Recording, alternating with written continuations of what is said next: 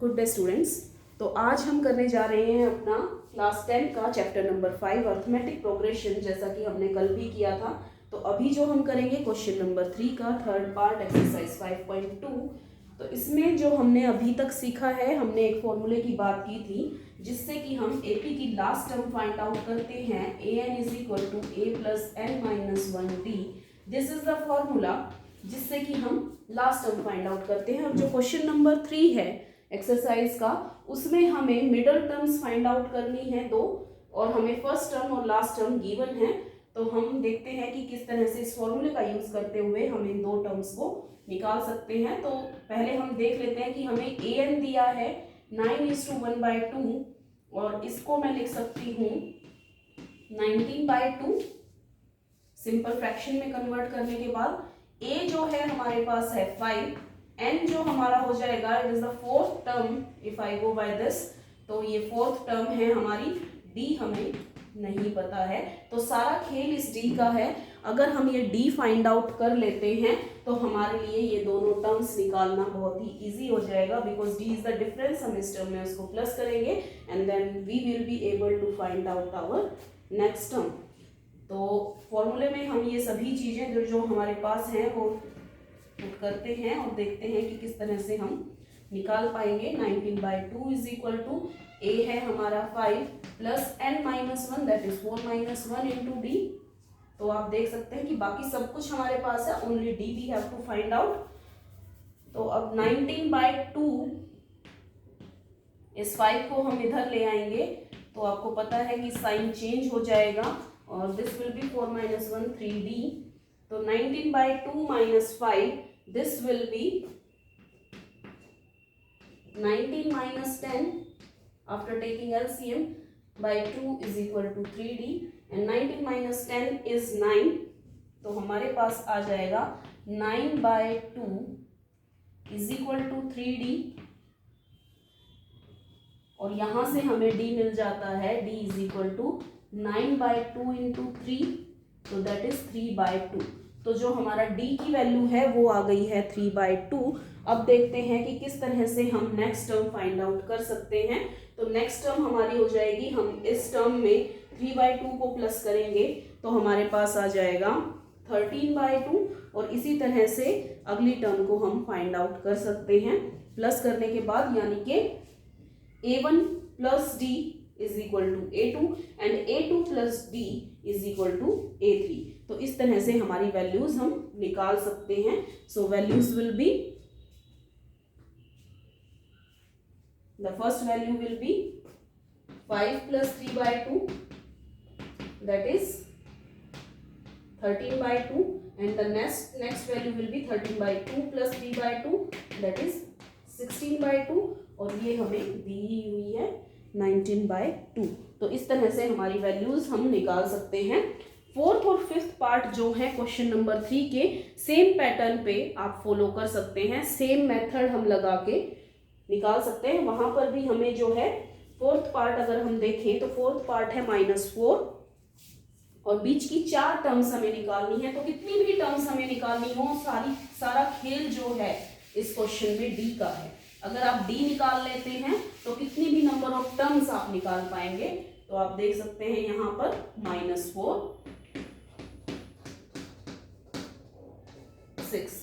तो ये जो हमें दिख रहा है कि a हमारा यहाँ पर है -4, an हमारा है 6, तो और n जो है वो हमारा हो जाएगा 1 2 3 4 5 6 टर्म है, तो n भी 6 है हमारा, और लास्ट हमें क्या निकालना है, d निकालना है। So these two questions I am leaving up to you, you have to find out the value of the terms after finding d in this questions. अब हम नेक्स्ट क्वेश्चन पे मूव ऑन करते हैं। हमारा next question है question number 4 of exercise 5.2। क्वेश्चन number 4 की जो स्टेटमेंट है वो कहती है which term of the AP 3 8 13 18 is 78। अब ये जो वर्ड है विच टर्म, इस पर हमारा फोकस रहना चाहिए। When they are talking about कि फाइंड आउट द टर्म, तो हमें वहां पर टर्म फाइंड आउट करनी थी। लेकिन जब ये हमसे कह रहे हैं कि you have to find out which term मतलब कौन सी टर्म, यानी कि हमें फाइंड आउट करना है ए एन, नो, यहां पर हमें एन फाइंड आउट करना है। तो कौन सी टर्म है, विच टर्म आते ही आप समझ जाएंगे कि वहां पर हमें फाइंड आउट करना है एन। तो अब जो है मैं एपी लिख लेती हूं कि जो क्वेश्चन में हमें एपी दी गई है वो है 3, 8, 13, 18। 3, 8, 13, 18 ये हमारी एपी है, और इसमें जो हमें फाइंड आउट करना है वो फाइंड आउट करना है विच टर्म इज 78, कौन सी टर्म है जो 78 है।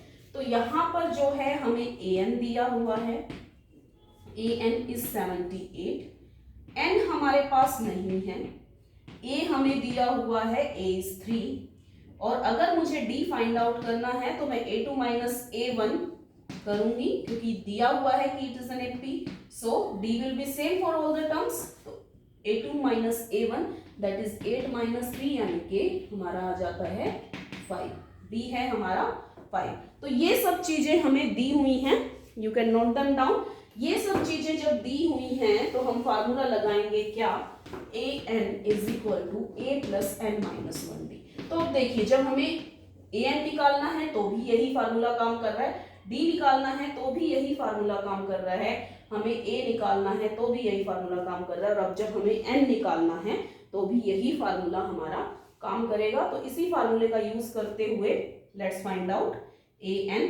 तो ए एन हमारा है 78, ए हमारा है 3 प्लस एन हमें फाइंड आउट करना है और डी हमारा है 5। तो 78, 3 को आप इधर लाएंगे, साइन चेंज हो जाएगा, 78 माइनस 3 एन माइनस 1 इंटू 5, और 78 माइनस 3 बिकम 75, और इधर n माइनस 1 के मल्टीप्लाई में है तो हम साइन चेंज करेंगे और 5 को नीचे ले आएंगे, n माइनस 1। तो 75 divided by 5 is 15 is equal to n minus 1। तो यहाँ से हमारा जो n की वैल्यू है वो आ जाती है 15 प्लस 1 दैट इज 16, यानी कि n जो है वो होगा 16, यानी कि 16th टर्म जो है इस एपी की वो होगी क्या, 78. So this is the question number 4 of exercise 5.2. Let's move on to next question. जो next question है question number 5, it is saying find the number of terms in each of the following AP. जितनी भी निम्न समांतर श्रेणियां हैं उनमें n क्या है, नंबर ऑफ टर्म्स क्या है, वो हमें फाइंड आउट करना है। तो हम पहला ही क्वेश्चन इसका ले लेते हैं। पहली सीरीज जो है हमारे पास है 7, 13, 19, 7, 13, 19, 205। तो अभी तक के जितने भी क्वेश्चन हमने किए हैं आपको पता चल गया होगा कि हमारा सबसे पहला काम क्या होना चाहिए कि हमें लिख लेना है जो भी हमें दिया हुआ है। a is 7, our an last term is 205, d हम फाइंड आउट कर सकते हैं a2 minus a1 that is 13 minus 7 and that is 6, और n हमें यहाँ पर फाइंड आउट करना है। तो अब जो हमारा फार्मूला है A N is equal to A plus N minus 1d, आप देख सकते हैं कि इसकी सभी चीजें यहाँ पर मौजूद हैं, सिर्फ n हमारे पास नहीं है, तो वही n हमें फाइंड आउट करना है। अब ये जो ए एन है इसको हम लिख लेते हैं 205, a is 7 plus n minus 1, d is our 6। 7 को आप इधर लाएंगे, same method, 205 minus 7 is equal to n minus 1 into 6। 205 minus 7 is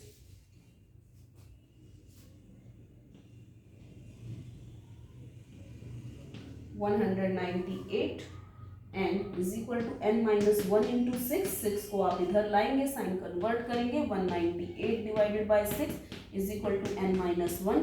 तो हमारे पास n माइनस 1 की वैल्यू जो आ जाती है वो आ जाती है 33, और n की वैल्यू आ जाती है 33 प्लस 1 दैट इज 34।